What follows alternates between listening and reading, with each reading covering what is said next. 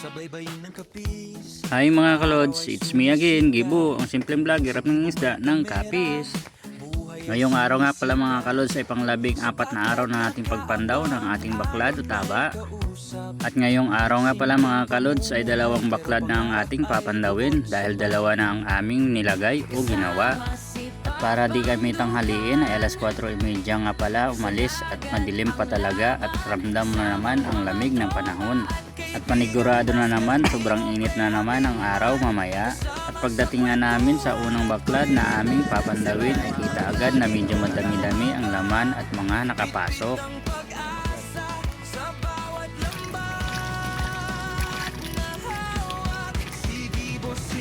At sabon na tayo sa pangalawang baklad natin.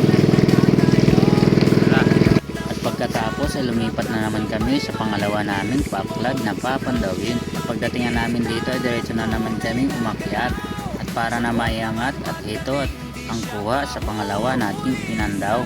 Medyo konti nga lang mga kalods, di kagaya ng katulad kahapon. May mga seahorse kaya aking dadalhin para maibilad at mapakikinibangan. Meron ding bugao nga sahasa, gisaw at ilo o kitang, alimasag, butiti, balat at mga bulawis. At kunti lang talaga pero goods na din. At kahit papano ay salamat sa ating mahal na Panginoon sa biyayang binigay na naman ngayong araw.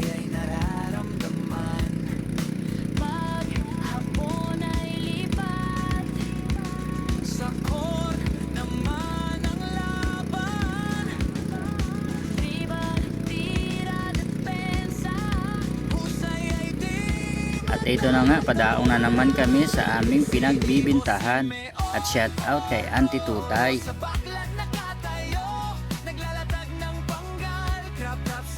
At dako na tayo sa una nating pinandaw na baklad. At dito tayo medyo nagkapaldo dahil marami-rami ang unang araw nating pagpandaw rito. Mga limasag, kilo o kitang din, pasuan, bugaong, gisaw at lataban. Pag pinagsama-sama ang tawag dito sa amin yan ay tortidos. May ahas, tubig, awa at lapu-lapu o inid. At ang iba't na may ibis tulad ng gunggong at sapsap. At dahil maliit kaya diyako na lang. At ang sasarap sana ng mga kupaw sa mga lalaki kaya ibininta ko na lang. Dahil dito ay sobrang malaking biyaya na para sa akin dahil pinalitan din ang ating hirap sa pagtatrabaho kahit papano. Kaya kayo na bahala tapusin ang aking video. Pahingi na naman ng like o puso at pakishare na din po. Malaking tulong na po sa amin yan mga content creator. Kaya hanggang dito na lang, maraming salamat. Bye bye.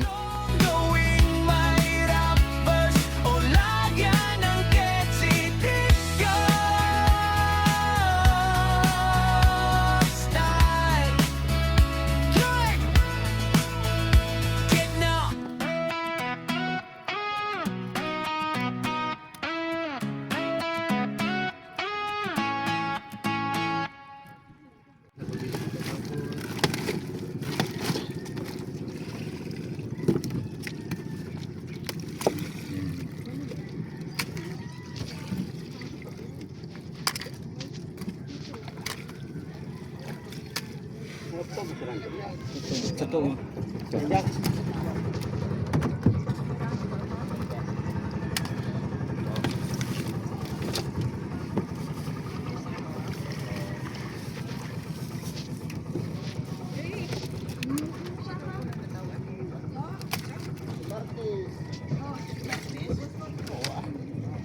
Ikat may ilagay na siguro.